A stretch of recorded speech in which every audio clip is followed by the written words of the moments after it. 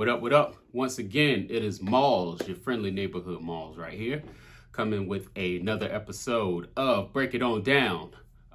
Those of you that don't know, this is my weekly show where I break down the lyrics and give you some backstory on songs from my new album called Famous Last Words, which was produced entirely by Grammy-nominated producer D.R.U.G.S. I will have links of where you can get that if you haven't gotten it yet in the description below. This week we're going to talk about the devil. Let's get it. The lesson in this parable is make sure you take care of you. The scared truth is most people that say they on the up and up really just don't. All right, so the devil is track 10 on Famous Last Words. This is episode 10. I promise I didn't do that on purpose. Coincidence. And if you've followed my career these past 10 plus years, I've made a lot of songs talking about mental health in general and my mental health specifically. So this is kind of in that line. As a matter of fact, on my previous full-length album called Subject to Change, I had a song called It Ain't Easy, which was also produced by Drug Beats. Where I was talking about the exact same thing, talking about it more in terms of myself. And this song is kind of a continuation of that. So I guess I could have subtitled it, It Still Ain't Easy, but the devil worked because it's in the sample. And really quick, just the reason why I called it the devil, other than the fact that, that's what they say in the sample played during the chorus, is, I'm from the South. I am the oldest of the millennials, early 80s baby. And, mental health in the South is specifically in, Black households, wasn't a thing that was really accepted, especially, as I was coming of age. And, being in a rural town in the South, whenever people, whenever you would talk to someone and it's like, oh, I'm, feeling down or feeling whatever, however you're feeling, a lot of people would just say, oh, that's just the devil riding you or whatever. And it's, a lot of people like to say it's because they're ignorant or because Black people are somehow inherently adverse to mental health. And I don't think it's that. I think it's more of a thing of like, one, psychology, two, my parents' generation and their parents' generation, still fairly a new thing, for them. So there's that. And there's also, since it's a new thing, you don't really have the language, so you go off of what you do know, which is, religious things, it's the devil, and that's kind of what it is. There's other reasons why I think, as far as why, mental health in the Black community took so long to kind of, catch up to, I guess, everyone else, I also think access, is a big part of why, it's been so kind of delayed. But another subject, another song. I'll have to write that song later. So I begin the song, with the more I know, the more I need to learn. The ones you think are hating shouldn't be your real concern. Worrying about them outsiders, slowing down your pace. One misstep is all it takes to start you on your fall from grace. And, if you've been following my career and listening to my rhymes and my music, that like, I never really concerned myself with haters too much. Truthfully, I don't really think I have them. I really feel like at best, no one gives a fuck. In the words of Common, niggas ain't hating, they ain't paying you no attention. And I think that's true for most people, but I digress. That first section is, outsiders' opinions and what they say, whether it's behind your back or to your face, it can adversely affect you. But the inner monologue is really, really important as well. You should talk nicely to yourself. And a lot of us, self included, don't really do that as much as we should. So while outsiders can affect, your progress and everything, you can also affect it as well with how you speak to yourself. That inner monologue can either, as I say in the rhyme, start you on your fall from grace, but it can also propel you to excellence, or even propel you just to maintain. Because sometimes that is a great achievement, just maintaining. Then the next couple of bars is, I try to keep my thinking positive, never been demonstrative. I struggle with self-confidence. Honestly, is probably something that should be opposite. When half my songs are pop shit, my reality contradicts. And first of all, that was just kind of me flexing with the rhymes, or whatever. I tend to do that, but this song really isn't. This song really isn't about that. The show really isn't about just my technical shit.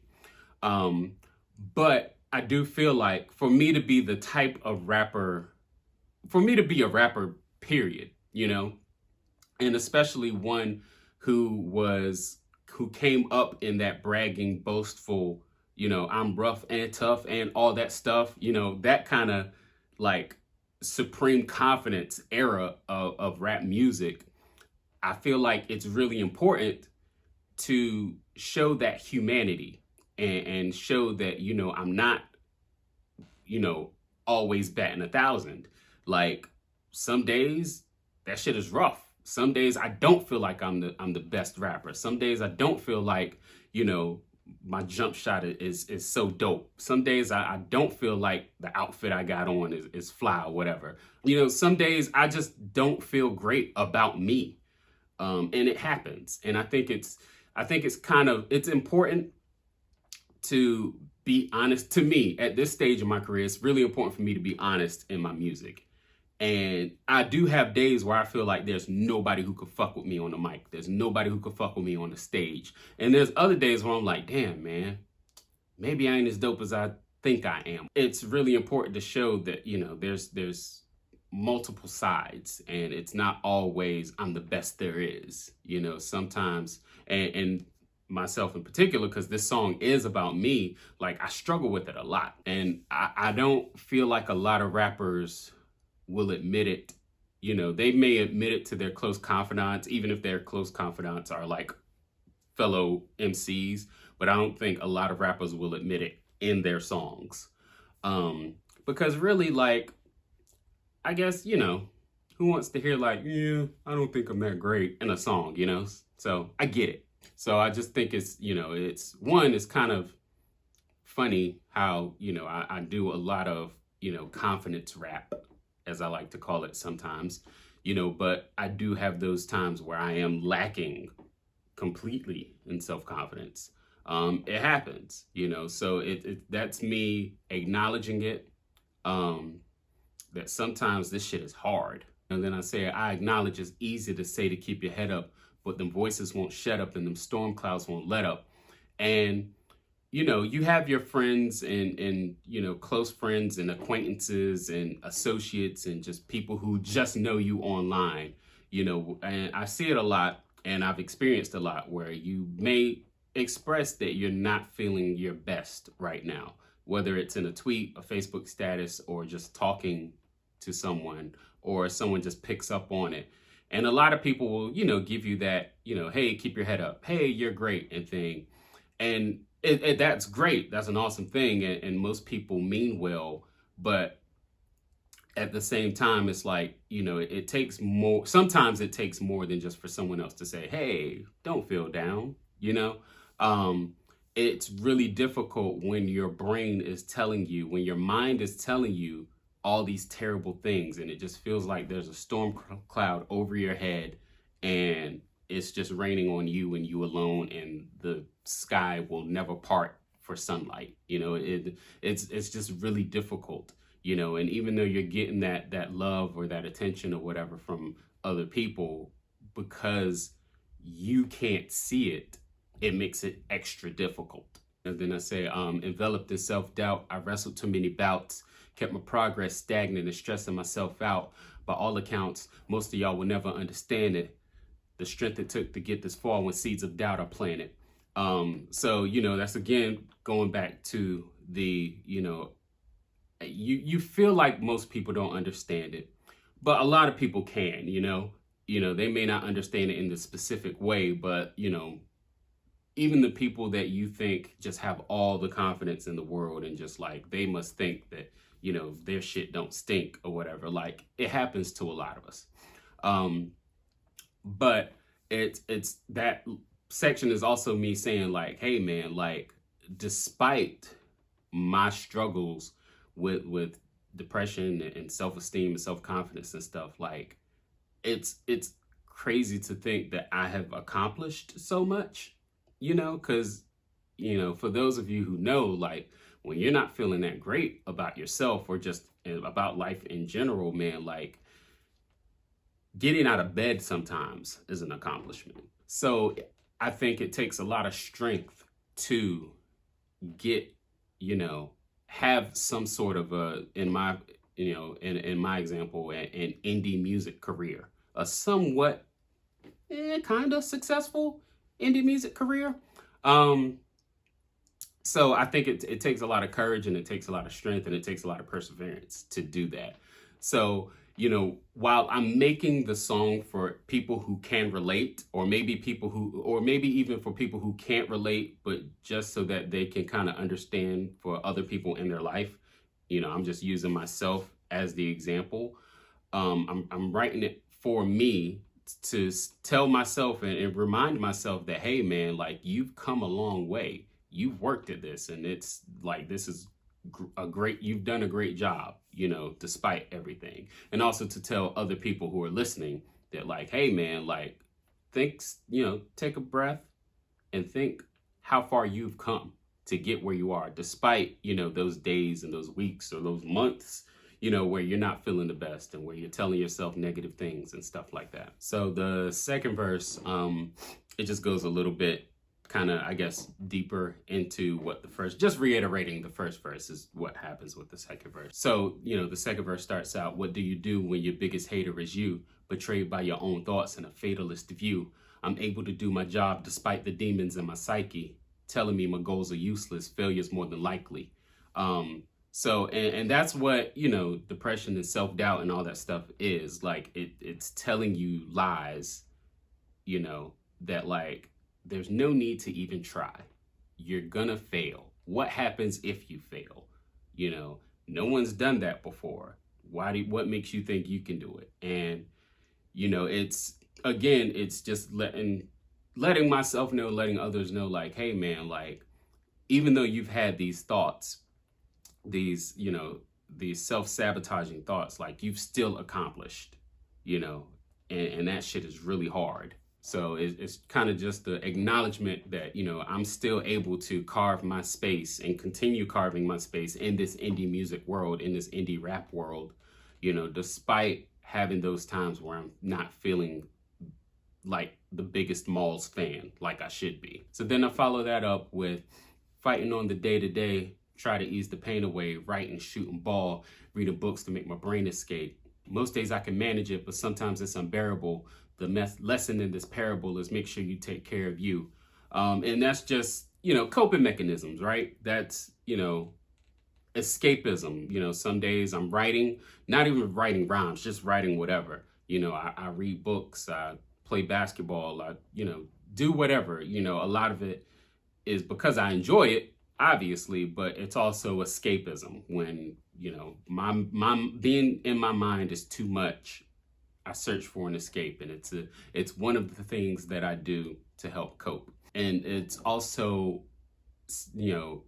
acknowledging that, it's not just you get to a point in your life and boom, I have confidence, everything, I'm fucking cured. Like, it's not like that. It's an everyday thing. You have to, speak nicely to yourself every day. You have to, do your affirmations every day. Like, it's an everyday fight, because you don't know if you're going to wake up tomorrow and just be like, Eeyore, basically. You don't know that. So every day you tell yourself something nice. You acknowledge some accomplishment that you did, because it is an everyday fight. And I think that is a big part of self-care. It's not just buying yourself something nice or, eating good food, although that can be, it is those are forms of self-care. It's not just that.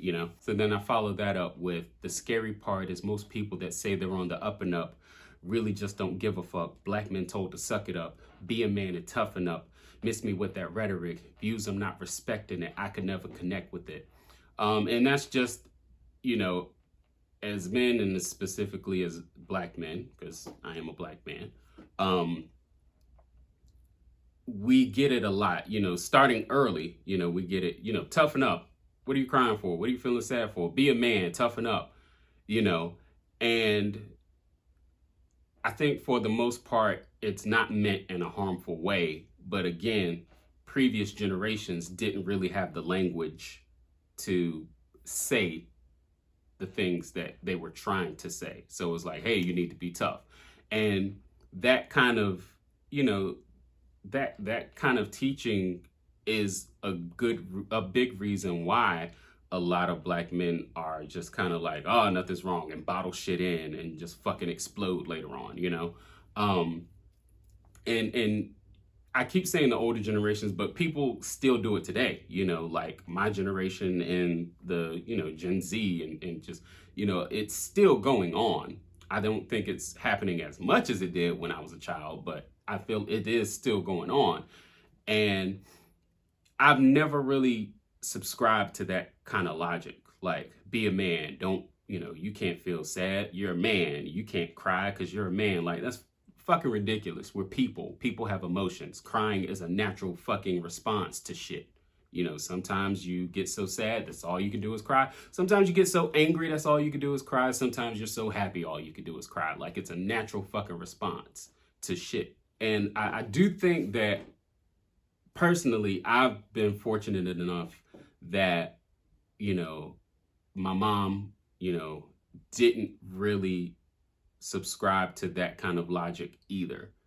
Like, if something upset me and I cried or whatever it was, my mom was never like, yo, stop crying. What you crying for? Be a man, toughen up. Like, if I'm crying and I'm fucking, you can't understand me, she was like, yo, chill out. Like, I can't understand what the fuck you're saying. She didn't say that, but she might say it now, but she didn't say that then.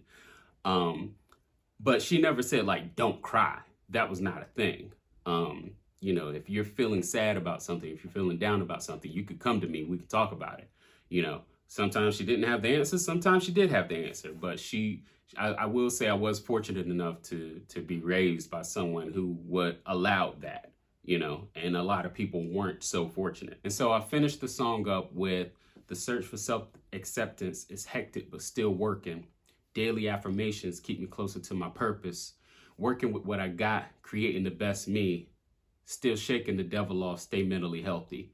And that's just kind of summing up how I get through my day, how I get through my week, how I get through my month, how I get through my years. Like I said, I do, I have a dry erase board. Those who've been to my crib and have been in my kitchen know that I have a dry erase board on my refrigerator, and I write affirmations to myself. I write little notes to myself. Sometimes they're thought-provoking. Sometimes it's just simple, you got this. Hey, today is going to be a great day.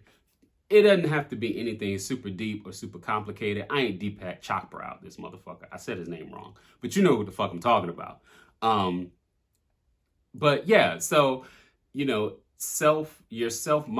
inner monologue is very important, and it can mean the world of difference once you start talking nicely to yourself. And it takes a long time to get into that practice and get into that habit. It's not an easy thing. Like, oh, I did it for a week, I'm good. Like, no, you got to keep doing that shit. And it's just some kind of encouragement to myself and to those listening that, like, hey man, like, stay on it, man. Like, you are worth it.